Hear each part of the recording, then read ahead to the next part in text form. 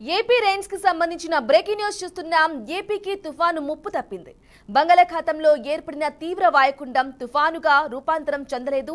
నేటి సాయంత్రానికి ఆ వాయుగుండం బలహీన పడుతుందని భారత వాతావరణ శాఖ పేర్కొంది.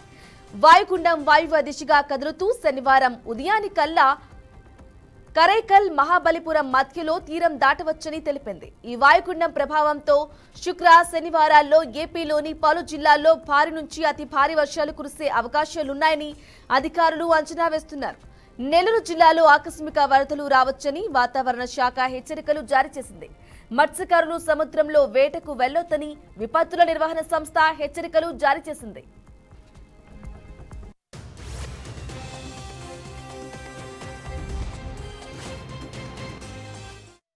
గడిచిన 6 గంటల్లో గంటకు 9 కిలోమీటర్ల వేగంతో కదులుతున్న తీవ్ర వాయుగుండం రేపు బలహీనపడి ఉత్తర వాయువ్య దిశగా కదులుతూ చెన్నై వైపు వెళ్లనుంది. ప్రస్తుతానికి ట్రింకోమలికి 240 కిలోమీటర్లు, నాగపట్నానికి 330 కిలోమీటర్లు, పుదుచ్చేరికి 390 కిలోమీటర్లు, చెన్నైకి 430 కిలోమీటర్ల దూరంలో కేంద్రీకృతమై ఉంది. ఆ తరువాత శ్రీలంక సరిహద్దులో తీరం దాటుతుందని వాతావరణ శాఖ అంచనా వేస్తోంది. ఈ సమయంలో గంటకు 70 కిలోమీటర్ల వేగంతో ఈదురుగాలులు వీస్తాయని తెలిపింది. రేపు ఉదయానికి ఉత్తర తమిళనాడు పుదుచ్చేరి తీరాల సమీపంలో కారైకాల్ మహాబలిపురం మధ్య పుదుచ్చేరి దగ్గరలో వాయుగుండం తీరం దాటే అవకాశం ఉందని వాతావరణ శాఖ హెచ్చరించింది.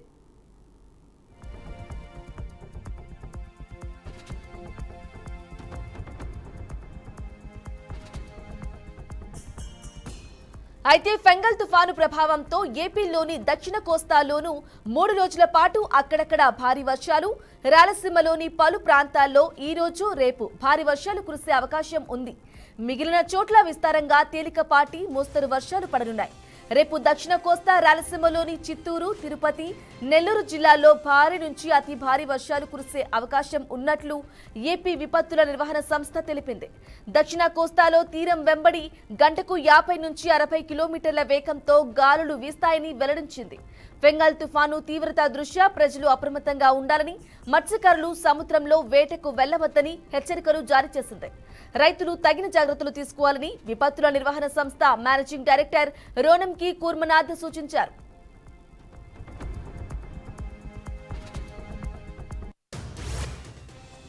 రైట్ గా తిరుపతిలో వర్ష ప్రభావం ఎలా ఉంది, దీనికి సంబంధించిన డీటెయిల్స్ అందించడానికి మా ప్రతినిధి గోపినాథ్ అందిస్తారు. గోపినాథ్. బ్రాహ్మణి మొత్తం మీద అంటే ఈ తుఫాను ప్రభావంతో చాలా ప్రాంతాల్లో ఇప్పటికే ప్రభావం కనపడుస్తోంది. ప్రధానంగా రాయలసీమ జిల్లాల్లో ఎక్కువగా ఈ ప్రభావం ఉండే అవకాశం అయితే ఉంది. ఆల్రెడీ గత 2-3 రోజుల నుంచి కూడా తిరుమల లాంటి ప్రాంతాల్లో లేదంటే కొన్ని ప్రాంతాల్లో మాత్రం అటవీ ప్రాంతాల్లో భారీగా వర్షాలు కురుస్తున్నాయి. తిరుమలలో గత 2-3 రోజుల నుంచి కూడా భారీ వర్షాలు కురుస్తున్న నేపథ్యంలో ఒకవైపు చలి కావచ్చు, మరోవైపు మంచు, ఈ రకాలుగా చాలా రకాలుగా భక్తులు ఇబ్బందులు పడుతున్నారు. తిరుమల ఘాట్ రోడ్లో కూడా అక్కడక్కడ బండరాలు విరిగి పడుతున్నాయి. అయితే ఇవాళ రేపు ఎల్లుండి మరో 2-3 రోజుల పాటు కూడా అతి భారీ వర్షాలు కురిసే అవకాశం ఉన్న నేపథ్యంలో టీటీడీ కూడా ఇప్పటికే కూడా అప్రమత్తం అవడం జరిగింది. తిరుమలతో పాటు ఆ ఘాట్ రోడ్లు ఎక్కడెక్కడ బండరాలు విరిగి పడతాయో ఆ ప్రాంతాలు ఇప్పటికే కూడా అదనపు సిబ్బందిని ఏర్పాటు చేసుకోవడం జరిగింది. ఎటువంటి అవాంఛనీయ ఘటనలు జరగకుండా జాగ్రత్తలు తీసుకుంటున్నారు. బండరాలు పడుతున్న నేపథ్యంలో వాటన్నిటిని కూడా తొలగించే ప్రయత్నం చేస్తున్నారు. అయితే మరో 2 రోజుల పాటు మాత్రం ఘాట్ రోడ్లో ఆంక్షలు కొనసాగే అవకాశం అయితే ఉంటుంది. మరోవైపు శ్రీవారి మెట్టు కావచ్చు, లేదంటే కాలిబాట మార్గాల గుండా వెళ్లే భక్తులు, ఎందుకంటే విపరీతంగా భారీ వర్షాలు కురిస్తే ఆల్రెడీ 2-3 రోజుల నుంచి వర్షాలు కురుస్తున్నాయి. ఇవాళ రేపు 2-3 రోజుల పాటు కూడా మరో వర్షాలు ఉండే అవకాశం కొనసాగే అవకాశం ఉంటుంది. కాబట్టి భారీగా వర్షపాతం నమోదైతే ఆ వరదలన్నీ కూడా పెద్ద ఎత్తున వస్తాయి మెట్ల మార్గం గుండా. ఆ సమయంలో చాలా జాగ్రత్తలు తీసుకోవాలని కూడా టీటీడీ చెప్తుంది. మరోవైపు ఇక జిల్లా వ్యాప్తంగా ఉమ్మడి జిల్లా చిత్తూరు జిల్లాలో అయితే చాలా ప్రాంతాల్లో ఇప్పటికే కూడా వర్షాలు అధికంగా ప్రారంభం అవడం జరిగింది. లోతట్టు ప్రాంతాల్లో ఏదైతే ఈ వర్షాలు భారీగా వస్తున్న నేపథ్యంలో ఇళ్లలోకి వరద నీరు చేరే సమయంలో ప్రజల్ని ఎప్పటికప్పుడు అంటే సురక్షిత ప్రాంతాలకు తరలించడానికి చిత్తూరు జిల్లా యంత్రాంగం టోల్ ఫ్రీ నెంబర్ తో పాటు 2 కలెక్టర్లు, ఎందుకంటే ఉమ్మడి జిల్లాకు సంబంధించి తిరుపతి జిల్లా కలెక్టర్, అదేవిధంగానే చిత్తూరు జిల్లా కలెక్టర్, 2 కలెక్టర్లని ఎప్పటికప్పుడు ప్రభుత్వం అప్రమత్తం చేయడం జరిగింది. ఏదైతే తిరుపతి ప్రాంతంలో కావచ్చు, లేదంటే చుట్టుపక్కల ప్రాంతాల్లో ఈ కాళహస్తి, లేదంటే రేణుగుంట, సత్తివేడు, జీడి నెల్లూరు ఇలాంటి ప్రాంతాల్లో ఎక్కువగా ఈ ప్రభావం ఉంటుంది. అక్కడ ఎప్పటికప్పుడు తహసీల్దార్ల సహాయంతో వాగులు వంకలు ఉప్పొంగి ప్రవహించే అవకాశం ఉన్న నేపథ్యంలో అవసరం వస్తే ఎక్కడెక్కడ ఈ రెయిన్ ఎక్కువగా పడే అవకాశం ఉంటుందో అక్కడ ఉన్నటువంటి స్కూల్స్ కూడా సెలవులు ఇవ్వాలంటూ కూడా ప్రభుత్వం ఆదేశాలు ఇవ్వడం జరిగింది.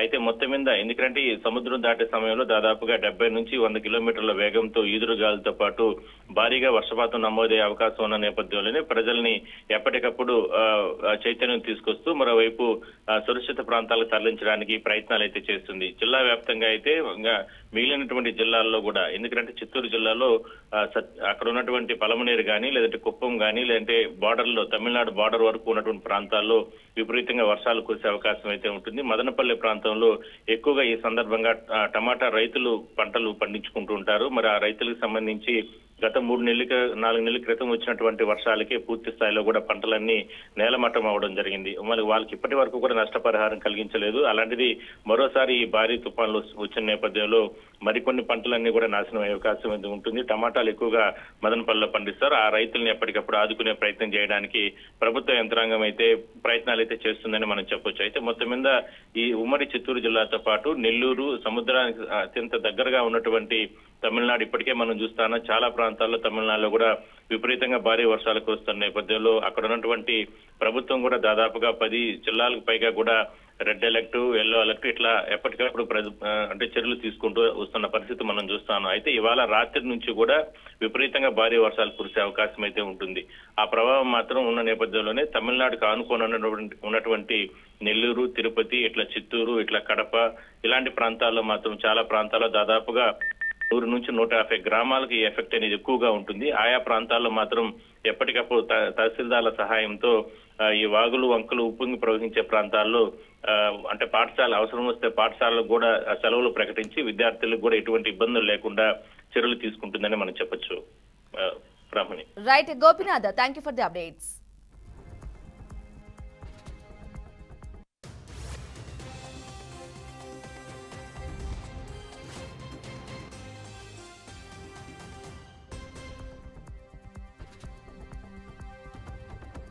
రైట్, పెంగల్ తుఫానికి సంబంధించి రాయలసీమలోని పలు ప్రాంతాల్లో ఈ రోజు రేపు కూడా భారీ వర్షాలు కురిసే అవకాశం ఉన్నట్టుగా తెలుస్తోంది.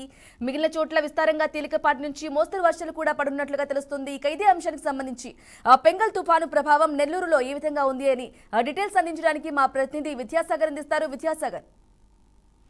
రైట్ బ్రాహ్మణి, నైరుతి బంగాళాఖాతంలో ఏర్పడిన తీవ్ర వాయుగుండం తుఫానుగా మారే అవకాశం ఉందా లేదా అనేది వాతావరణ శాఖ కూడా ఒక అంచనాకు రాలేకుంది. ఎందుకంటే ఇప్పటికే దీనికి తీవ్ర వాయుగుండంగానే ఉంది. ప్రస్తుతానికైతే దీనికి నామకరణం కూడా చేశారు ఫెంగల్ అని. కానీ ఈ ఫెంగల్ తుఫాను అనేది తుఫానుగా మారకపోయినా కూడా పేరు పెట్టారు. కానీ దీని ప్రభావం అయితే ప్రస్తుతానికి చాలా తక్కువగా ఉందని చెప్పొచ్చు. ఎందుకంటే ఒక విచిత్రమైన పరిస్థితి ఏర్పడింది సముద్రంలో. ఎందుకంటే ఇది ఏదైనా ఒక తుఫాను కానీ తీవ్ర వాయుగుండం కానీ గంటకి సుమారుగా 10 నుంచి 15 కిలోమీటర్ల వేగంతో తీరం వైపు దూసుకొస్తాయి. కానీ సముద్రంలో ఉన్న పరిస్థితులు అంటే గాలి ప్రభావం కావచ్చు, లేదంటే మేఘాల ప్రభావం కావచ్చు, ఈ ప్రభావాలతో ఈ తుఫాను చాలా నెమ్మదిగా కదులుతుంది. కొన్నిసార్లు మాత్రం చాలా వేగంగా కదులుతుందని చెప్పి ఒక ఐఎండీ ఒక అంచనాకు వచ్చిందంటే, నెమ్మదిగా అంటే గతంలో ఎప్పుడు చూడని విధంగా కేవలం గంటకు 3 కిలోమీటర్ల వేగంతో కూడా కదులుతున్న పరిస్థితి ఉంది. అలాగే కొన్ని సమయాల్లో మాత్రం గంటకి 9 కిలోమీటర్ల వేగంతో కదులుతున్నట్టు కొంత అంచనాకు వచ్చారు. ఈ ప్రభావంతోనే గత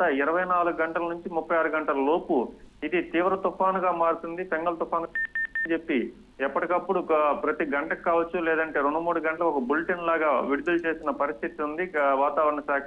కానీ వాతావరణ శాఖ అంచనాలకు కూడా అందకుండా ఈ తీవ్ర వాయుగుండం ప్రస్తుతానికి తీవ్ర వాయుగుండంగానే ఉంది, ఇంకా తుఫానుగా మారలేదు. కానీ ప్రస్తుతం ఉన్న పరిస్థితులు అంచనాల ప్రకారం మరో 6 గంటల నుంచి 9 గంటల సమయానికి ఇది తుఫానుగా మారే అవకాశం ఉంది. లేని పక్షంలో బలహీనపడి తీవ్ర వాయుగుండంగానే కొనసాగే అవకాశం ఉందని చెప్పి కొంచెం సేపటి క్రితమే వాతావరణ శాఖ అయితే తెలియజేసింది. ప్రస్తుతానికైతే ఇది చెన్నైకి సుమారుగా 430 నుంచి 490 కిలోమీటర్ల మధ్యలో ఉంది. అలాగే ట్రింకోలికి 240 కిలోమీటర్లు ఉంది.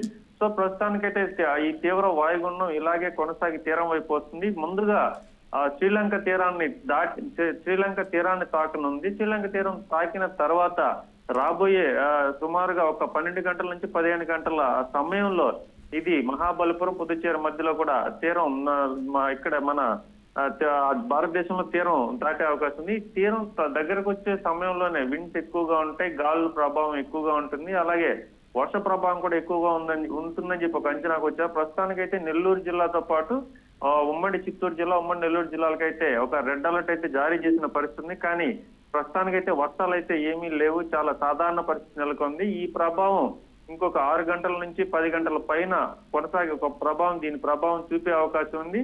ఒకవేళ ఇది తుఫానుగా మారని పక్షంలో అలాగే తీవ్ర వాయుగుండం బలహీనపడి వాయుగుండంగా మారి తీరాన్ని తాకే అవకాశం ఉందని కూడా వాతావరణ శాఖ కొంచెం సేపటి క్రితమే ఇది కొంత సమాచారం అయితే కొంత నోటీస్ అయితే జారీ చేసింది. మొత్తం మీద చూసుకుంటే ఈ ఫెంగల్ తుఫాను అనుకున్న మేర భారీ వర్షాలు అయితే ప్రస్తుతానికి లేవు. మరో 10 గంటల పైన దీని ప్రభావం చూపే అవకాశం ఉంది. సో చూడాలి, ఈ ఫెంగల్ తుఫాన్ ఒక విచిత్రమైన పరిస్థితి నెలకొంది కాబట్టి ఏది ఏమైనా అధికారులందరూ అప్రమత్తంగా ఉండాలని చెప్పి ప్రభుత్వం ఆదేశాలు జారీ చేసింది. ఆయా ప్రాంతాల్లో జిల్లా కలెక్టర్లు కావచ్చు, ఎంఆర్ఓలు కావచ్చు, తహసీల్దార్ కార్యాలయాలు అన్నింటిలో కూడా అధికారులందరూ 24 గంటల పాటు అందుబాటులో ఉండాలని చెప్పి ఒక నోటీస్ జారీ చేశారు. ఇదే క్రమంలో కూడా ఆంధ్రప్రదేశ్ లో ఉన్న పోర్టులు అన్నింటిలో ప్రధాన పోర్టులు విశాఖపట్నం కావచ్చు, అలాగే గంగపట్నం కావచ్చు, వైజాగ్ కావచ్చు, అన్నింటిలో కూడా పోర్టుల్లో కూడా 1వ నంబర్ ప్రమాద హెచ్చరిక అయితే జారీ చేశారు.